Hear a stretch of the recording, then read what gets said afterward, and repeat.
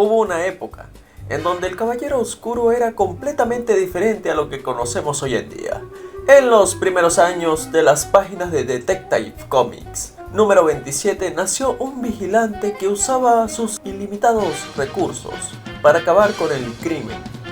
La gran enorme diferencia es que en vez de solo romperles los dientes y la clavícula como lo hacen las versiones modernas, este estaba dispuesto a desvivir sin remordimiento. Y no solo desvivir, sino que lo hacía con la mayor creatividad posible.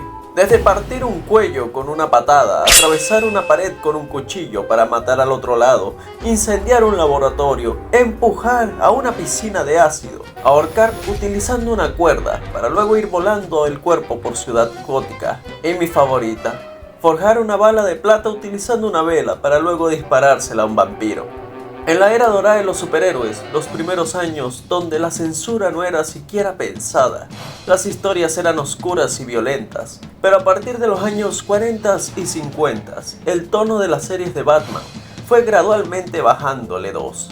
En parte porque ya que la violencia en Estados Unidos, en las generaciones más jóvenes iban en aumento, y como siempre, psicólogos, psiquiatras y autoridades hicieron los mayores ejercicios de gimnasia mental para echarle la culpa a los jóvenes, para posterior reinventar un Batman más funky, más amigable, hasta terminar en el Batman sesentero de aventuras juguetonas y bailes, recuperando poco a poco sus historias más serias a partir de los 70s, para que un Frank Miller le reinventase sus orígenes de nuevo en los 80s. A un Batman de matices oscuros, que es aquel que conocemos hoy en día. Es ahí cuando se definió por completo las características del murciélago. Se trazaron las líneas morales y éticas que el personaje sigue hasta el día de hoy. Claro que eso no significa que siempre ha podido respetarlas. Al contrario, estos límites autoimpuestos se vieron más de una vez en sus historias ser rotos. No solo los relacionados a la vida y la muerte, sino otros que cuando hablamos del Caballero Oscuro no pensamos en detallarlos como fechorías. Estos son los crímenes de Batman.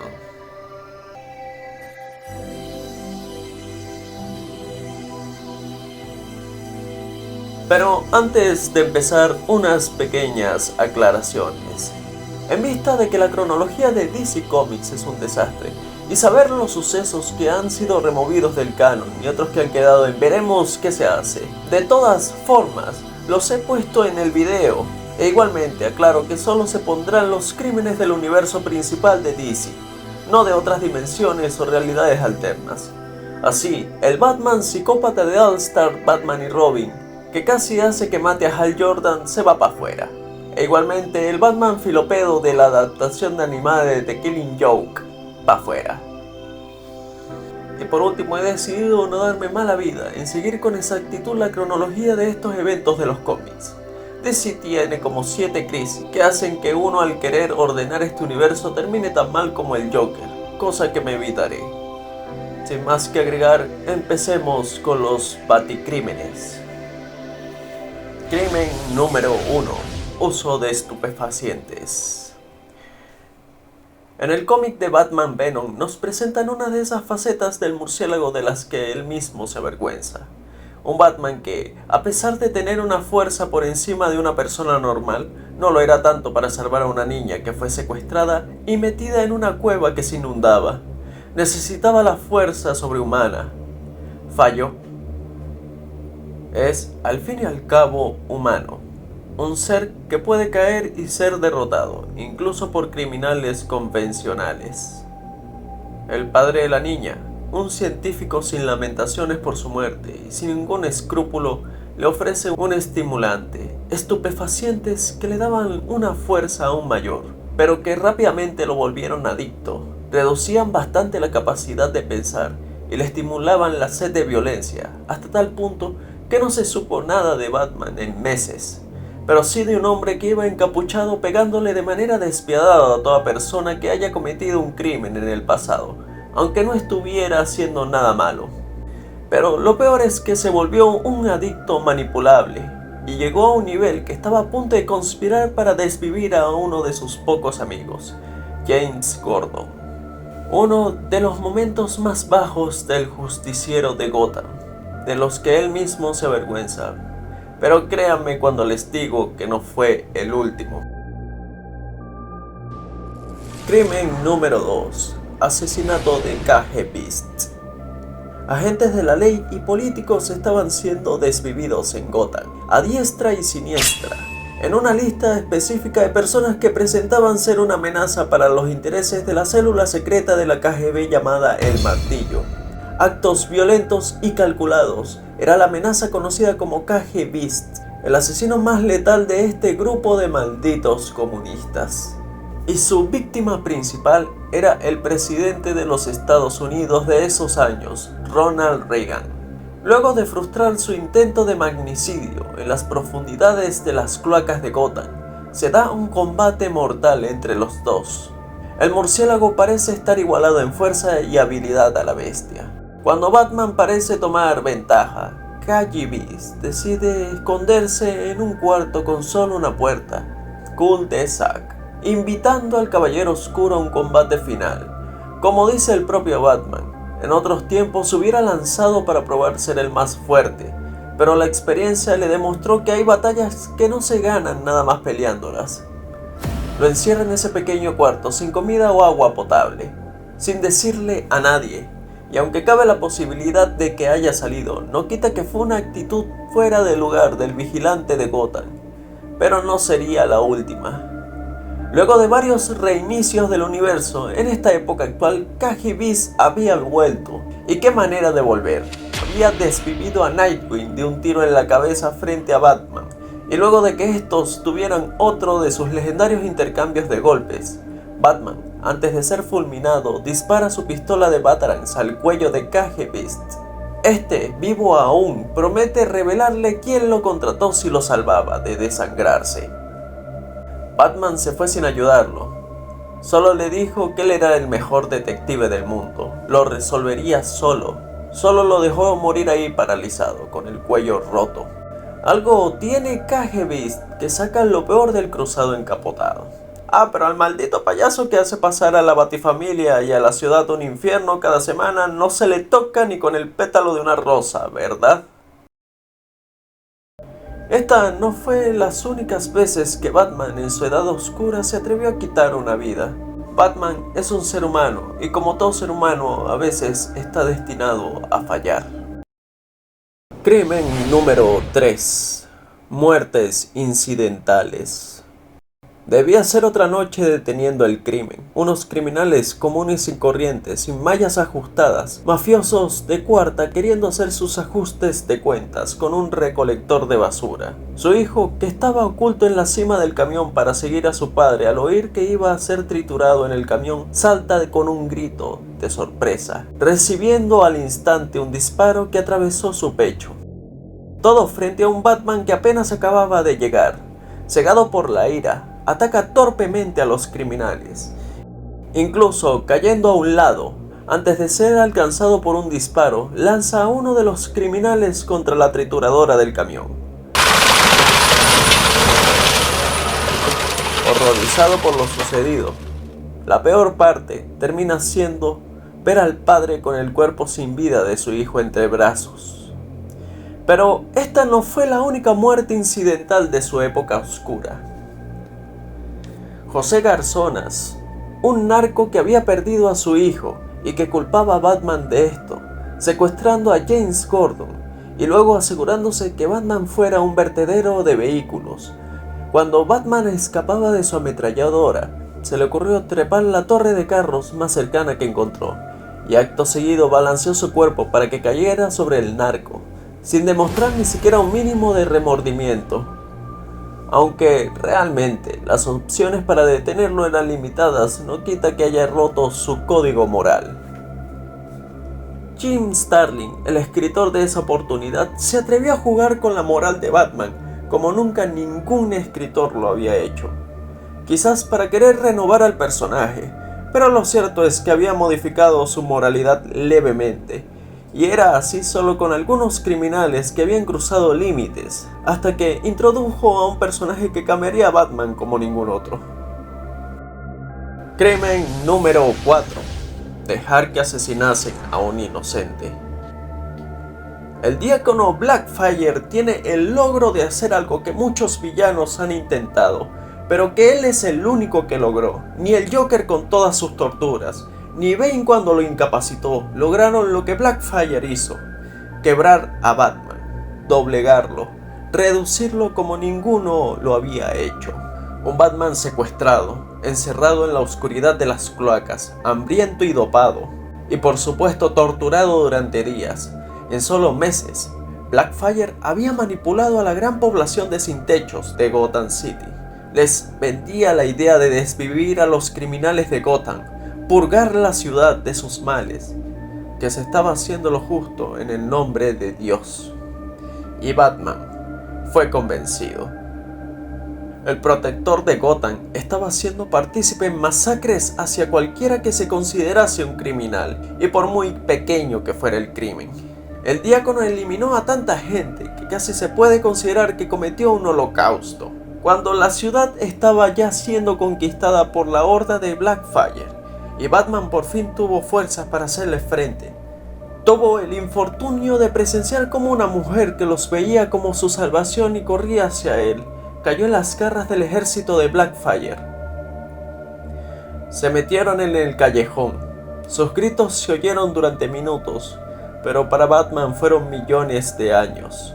Para que la vida de la mujer fuera pagada, él no podía hacer nada. Quizás sí había posibilidad, pero era una demora bastante grande en su objetivo, que era acabar con Blackfire.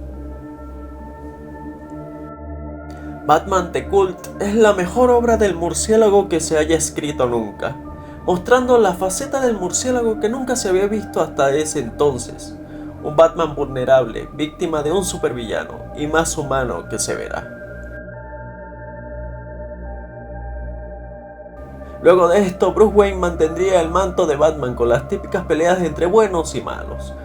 Algunos dirán que falta la vez que Batman estranguló al Joker hasta matarlo en The Killing Joke, pero ninguno en DC, como Alan Moore, ha desmentido o confirmado que Batman matase en esa ocasión al Bromas. A pesar de que justamente la obra se llame La Broma Asesina, puede considerarse que es algo más metafórico que literal, pero quizás se merece una mención especial por ser absurdamente muy ambigua. Y si le preguntásemos a algún editor X en DC Comics, estoy seguro que dirán que no, para no tener que tapar agujeros argumentales y dejar de perder la mina de oro que es la relación homoerótica entre estos dos. Crimen número 5. Dejar morir a Avatar. Llegamos a una de las épocas más curiosas en la historia del cómic, los 90s. La época donde las figuras ultramusculosas y anatómicamente inexactas conquistaron el mercado. Hombreras, trajes chillones y piernas que parecían chorizos gigantes aparecieron. En esta época DC trataba de revitalizar de nuevo a Batman, y vaya forma tuvieron de hacerlo, con resultados que dividieron a la gente hasta la siguiente crisis multiversal. A Bruce Wayne le había partido la columna vertebral. Paralítico durante una temporada, en vez de dejar a sus pupilos con el manto de Batman, decidió dejárselo a Jean-Paul Bailey, conocido mejor como el vigilante llamado Azrael, de la Orden de San Dumas, una antigua orden de caballeros cristianos que buscaban proteger sus intereses.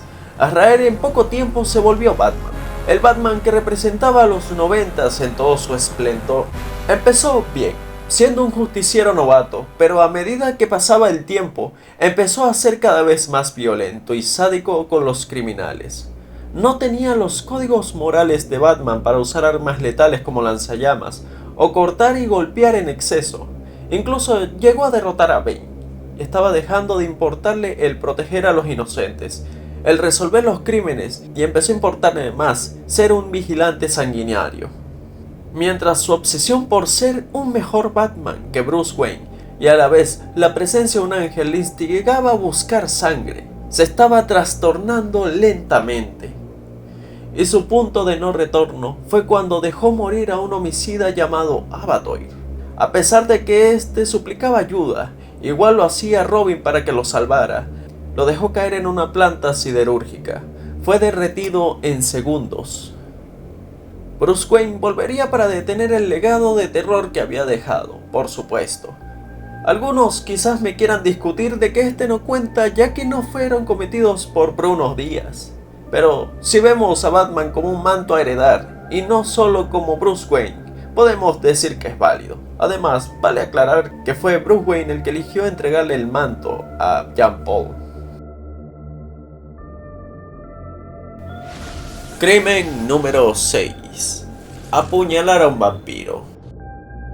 En el Action Comics número 1, Batman y Superman se encontraban haciendo equipo para detener a un no muerto.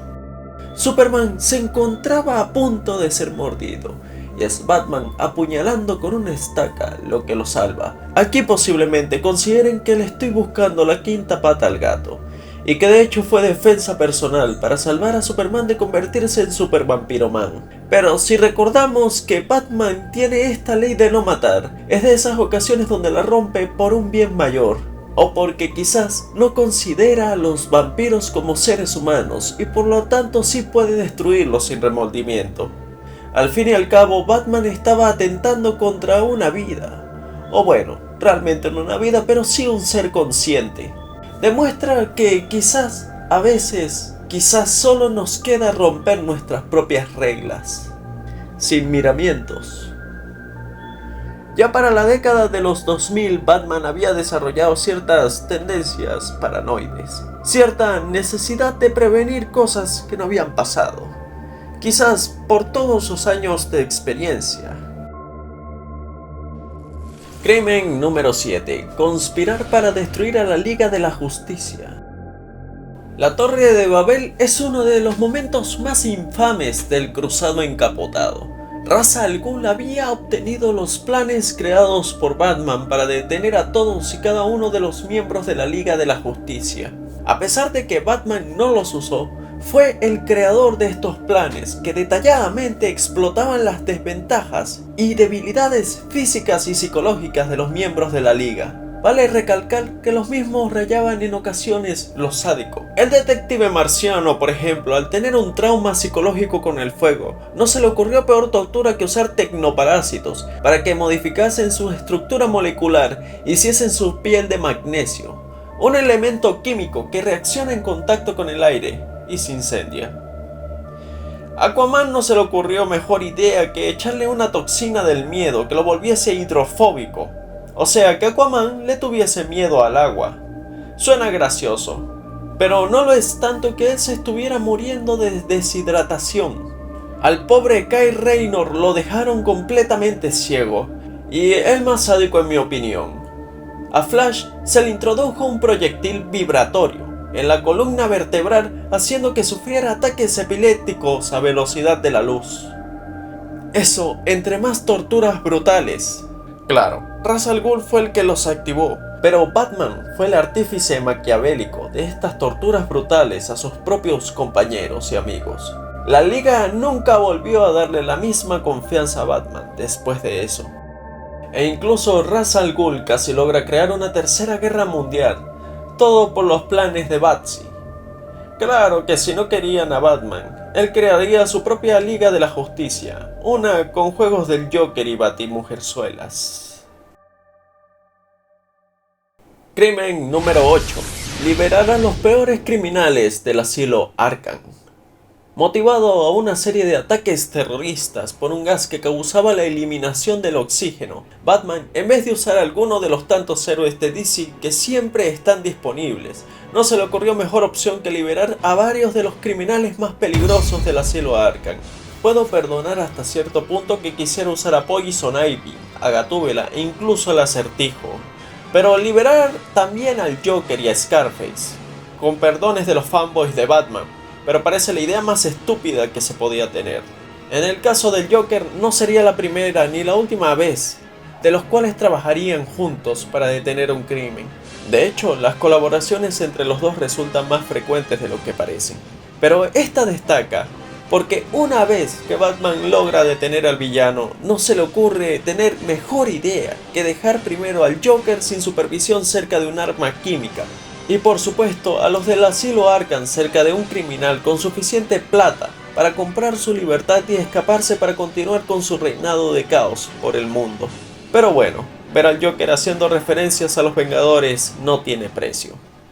Y hablando del Joker, el enemigo por excelencia de Batman, ¿alguna vez te has preguntado cuántas veces el murciélago no habrá soñado con acabar con él? ¿Cuántas veces no habrá pensado en cortarlo en pedazos, agarrarlo del cuello y estrangularlo, golpearlo o lanzarlo de un edificio? ¿Te has preguntado también cuáles son los niveles a lo que la mente de Bruce Wayne se encuentra en el límite de la cordura gracias al príncipe payaso del crimen? ¿Hasta qué punto la mente del murciélago pudo aguantar y desquebrajarse? Crimen número 9. Intento de asesinato del Joker. Las batallas con el Joker siempre llegan a ser extremas e impredecibles, pero en una ocasión Batman estuvo a punto de superar sus propios límites. Batman llevaba años cultivando una personalidad alternativa en su mente, basada en las palabras que una vez escuchó de su padre en la noche de su trágico fallecimiento. Probablemente echarían a alguien como el zorro de Arkham. Sur-Enar, zorro de Arkham, nació en la década de los 60 siendo un Batman de un planeta distante. Un concepto ridículo, pero el concepto en las décadas modernas evolucionó a ser un Batman sin límites. Bruce empieza a perder el conocimiento y sus impulsos empiezan a tomar el control. Luego de que el Joker cometiera uno de sus típicos genocidios, algo en la psique de Batman se soltó, sonriente, apaleó al Guasón de manera despiadada. Mientras Bruce Wayne permanece encerrado en sus propios pensamientos, debatiendo de la vida y muerte del Joker, en la realidad física lo avienta contra el vidrio del rascacielos y lo deja caer. En solo un segundo decide no cruzar esa línea y dejar vivir al Joker. Se dice que el Joker no tiene una personalidad real, sino que se considera un hombre con 1000 identidades, siempre cambiante, como se vio en The Killing Joke. Un ser que no está seguro de quién es, y al no tener un verdadero yo que lo apegue a la realidad, es una de las razones por las que puede cometer tantos crímenes sin límites, y que ahí radique su locura. De manera similar, Batman enloquece cuando suprime su verdadero yo. Sin Bruce Wayne, esa vida de luz en el mundo siniestro del Caballero Oscuro, Batman estaría en modo automático, una criatura sin límites. Sur-Enar dejó en su logo en el pecho el color amarillo. Decía Robin que era para traer las balas a la placa protectora, pero era de hecho como un recordatorio constante de esto, de que ahí dentro de él está Sur-Enar, dormido. Hasta hace poco, Sur aprovechaba en ocasiones pequeños momentos para tomar control, para construir, crear y planificar. Crimen número 10. Crear el arma definitiva. Si Batman en Torre de Babel era un paranoico que diseñó planes de contingencia para todos los miembros de la Liga de la Justicia, Sur-Enar era aún más paranoico, a un extremo que diseñó el arma definitiva para detener a Batman, Failsafe.